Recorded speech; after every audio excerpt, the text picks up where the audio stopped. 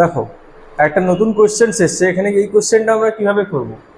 If x greater than 0 and x to the power 4 plus 1 by x to the power 4 equal to 2207, what is the value of x to the power 7 plus 1 by x to the power 7।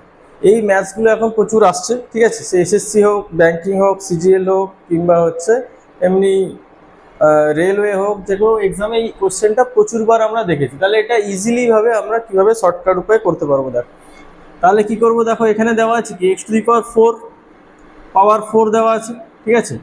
এটাকে আমরা সবসময় নিয়ে চলে যাবো এর half পাওয়ার, ঠিক আছে। তাহলে কত হবে, x square plus 1 by x square.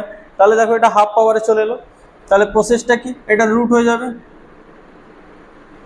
ঠিক আছে। তাহলে এটা কত হবে, দেখো এটা আমরা স্কোয়ার অ্যান্ড স্কোয়ার রুটে পড়িয়েছিলাম 47-এর রুট, ঠিক আছে। এরপরে নেক্সট স্টেপে কি করব, আমরা এটাকে পাওয়ার আরও হাঁটিয়ে দেবো, ঠিক আছে। এটা কি করতে হয়, রুট ওভার এটা হয় প্লাস হচ্ছে এটার সাথে +2 করে রুট ওভার করতে হয়। কারণ কি, a প্লাস বি এর হোল স্কোয়ার -2ab হয়, এ পাশে গেলে কি হবে, উল্টো দিকে এলে প্লাস হয়ে যাবে একটা 2, ঠিক আছে।